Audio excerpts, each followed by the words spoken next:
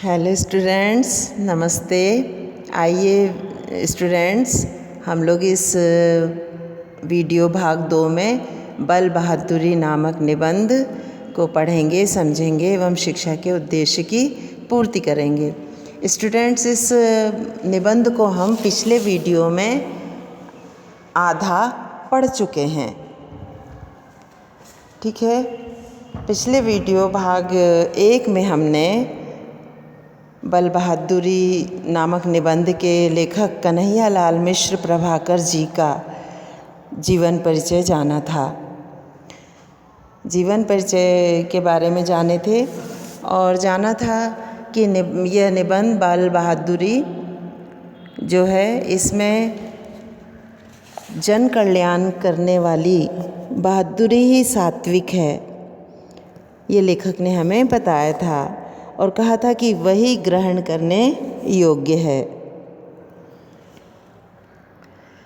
इस निबंध को लेखक ने समास शैली में लिखा, जिसका प्रत्येक वाक्य सूक्ति का काम करता है।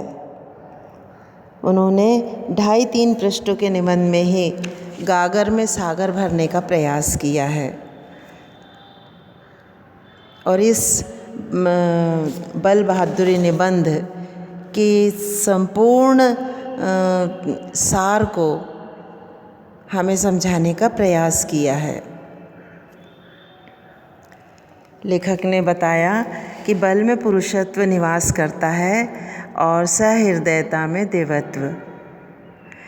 लेखक ये कहना चाह रहे हैं कि मनुष्य में यदि पुरुषत्व है और सहृदयता है तो वही मनुष्य सच्चा बहादुर है।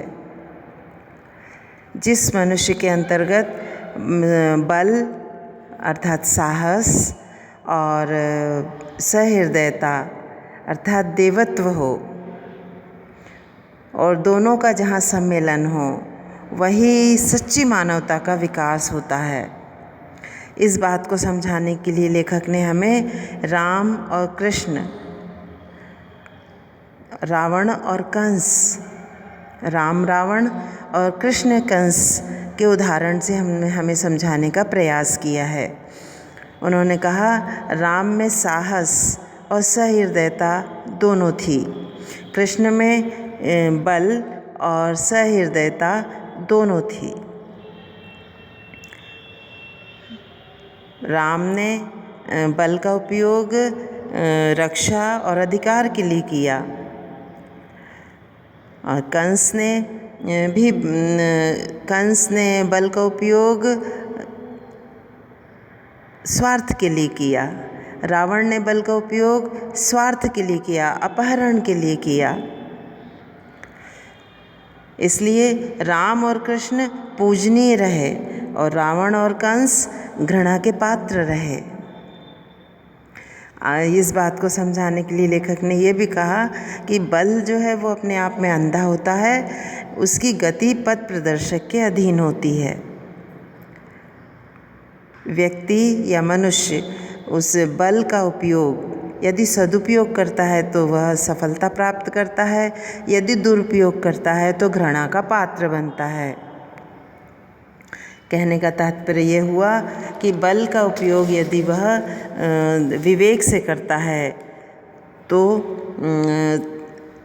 प्रेम का पात्र बनता है, लोकप्रिय होता है, और यदि दुरुपयोग करता है तो वह नरक को जाता है।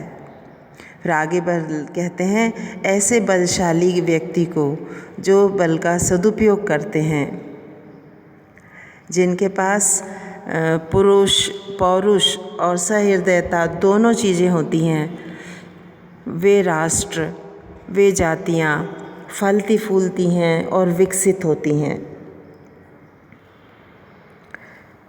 बल एवं प्रेम का यह सात्विक सहयोग ही राष्ट्रों के निर्माण की मूल शिला है और इन दोनों का जिन्होंने विरोध किया है, वे राष्ट्र खंडहर बने हैं।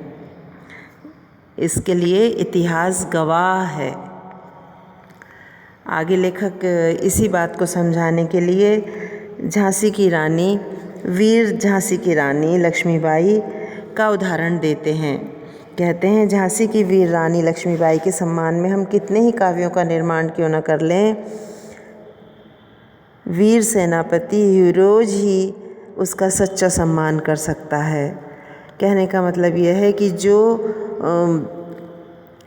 जिन्होंने उन्हें परखा है वही सच्चा सम्मान कर सकते हैं। फिर आगे लेखक कहते हैं कि बल और बुद्धि का वही संबंध है जो देह और आँख का। कहते हैं, बलवान मनुष्य और यदि वह और उसके पास बुद्धि है तो उन दोनों में वही संबंध है जो देह और आँख का संबंध होता है। बुद्धि कौशल के बिना बल कुछ नहीं कर सकता और बल के अभाव में बुद्धि कौशल पंगु है। कहने का तात्पर्य है, बल और बुद्धि एक दूसरे के बिना अपूर्ण है। यदि व्यक्ति बलशाली है तो उसे बुद्धिमान भी होना चाहिए और यदि व्यक्ति बुद्धिमान है तो उसे बलशाली भी होना चाहिए। ये एक दूसरे के बिना अपूर्ण हैं, ये एक दूसरे के पूरक हैं। फिर इस बात को समझाने के लिए उन्होंने राजपूतों का उदाहरण दिया। कहा कि राजपूतों में बल था, ऐसा बल कि विश्व इतिहास के पृष्ठों में जिसकी कोई उपमा नहीं, पर पराजय के अतिरिक्त उन्हें क्या मिला? कुछ नहीं मिला। राजपूतों में बल था लेकिन बुद्धि नहीं थी, इसलिए उन्हें पराजय हाथ लगी।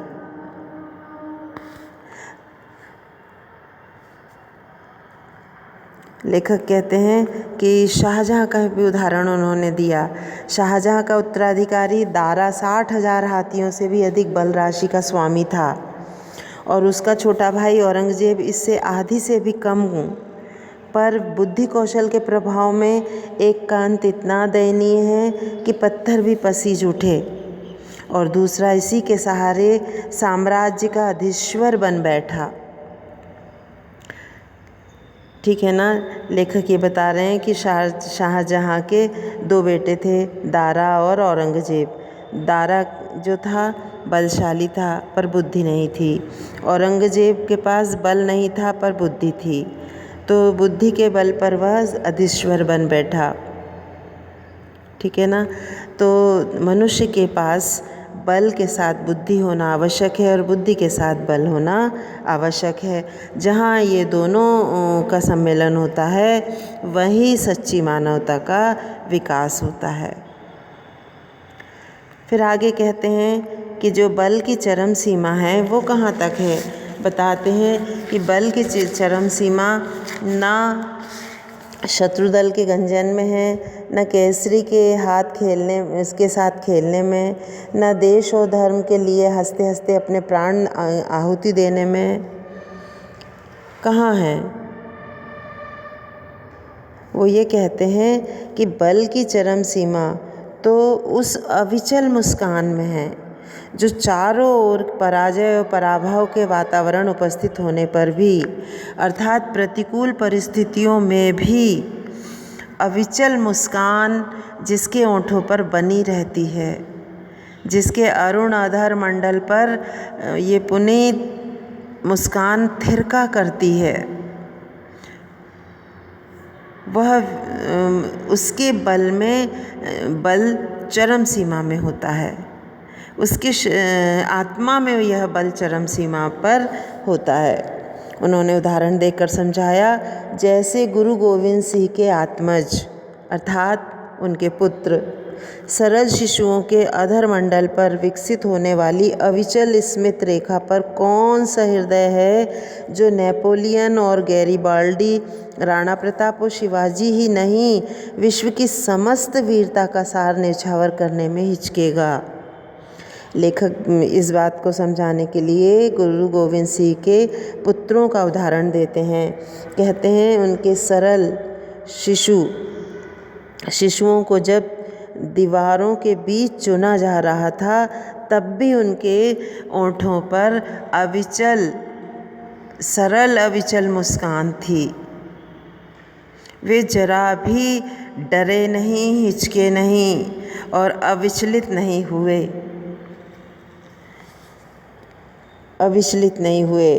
उन पर बड़े बड़े वीर, बड़े बड़े योद्धा, नेपोलियन, गैरिबाल्डी, राणा प्रताप, शिवाजी जैसी समस्त वीरता न्यौछावर हो गई। अपनी वीरता को न्यौछावर करने को वे तत्पर रहे। ऐसे वीरों में जो आत्मबल होता है वह बल की चरम सीमा है। फिर आगे लेखक कहते हैं, विश्व के इतिहास उपवन में, मतलब इतिहास में वीरता के ऐसे कई उदाहरण हैं, कई सुंदर सुंदर और उत्कृष्ट उदाहरण हैं, जिसकी ऊंची फहरान पश्चिमी देशों में नहीं है, जिसकी ऊंची फहरान पराजय की पूर्ण परागमाला उनका प्रसूति गृह है। अर्थात पूर्वी देश, हमारे भारत ही उसका प्रसूति गृह है। हमारे भारत में ही ऐसा सच्चा बल पलता है, पोषित होता है। हमारा भारत भारत आत्मबल का उपासक है और पश्चिम देश शरीर बल के उपासक। लेखक आगे बताते हैं कि अपने अपने क्षेत्र और समय में दोनों ही बल खूब फले फूले और विकसित हुए। प्राचीनतम अतीत के अनंतर भी बुद्ध के रूप में प्राचीन समय में बुद्ध के रूप में यह बल फला फूला, पर अभी विश्व के विशाल प्रांगण में उसके पक्ष की उत्कृष्टता प्रमाणित करने के लिए प्रकृति ने गांधी की महासृष्टि की, जो युद्ध की पाशविकता को अहिंसा के साथ सफलतापूर्वक जोड़ एक सांस्कृतिक अनुष्ठान का रूप दे सका और यूँ भारतीय संस्कृति के इतिहास में एक नया अध्याय जोड़ने में सफल हुआ। लेखक ये कहना चाहते हैं कि हमारे भारत में प्राचीन समय में गौतम बुद्ध थे, जिन्होंने अपनी करुणा का प्रचार प्रसार विश्व में किया और भारत को गौरव दिलाया। और वर्तमान में हमारे देश में महात्मा गांधी जैसी हस्ती ने अहिंसा के बल पर भारत को स्वतंत्र कराया और विश्व में भारत को गौरव दिलवाया। तो भारत आत्मबल का उपासक है। आत्मबल के बल पर वह संसार के दिलों पर राज करता है और पश्चिम देश शारीरिक बल के उपासक हैं। ठीक है, तो आत्मबल जहाँ पर है, जिसके पास आत्मबल है और सहृदयता है, वही संसार के दिलों पर राज कर सकता है और सदा अमर रह सकता है। यदि संसार में हमें अमरता प्राप्त करनी है, मोक्ष प्राप्त करना है और संसार के दिलों में राज करना है, तो हमें सच्ची बल बहादुरी का उपासक होना है, अर्थात आत्मबल का पुजारी बनना है। ठीक है स्टूडेंट्स, मैं आशा करती हूँ कि आपको यह अध्याय अच्छी तरह समझ में आ गया होगा। इस अध्याय से संबंधित प्रश्नोत्तर आपको PDF के द्वारा भेज दिए जाएंगे। Thank you.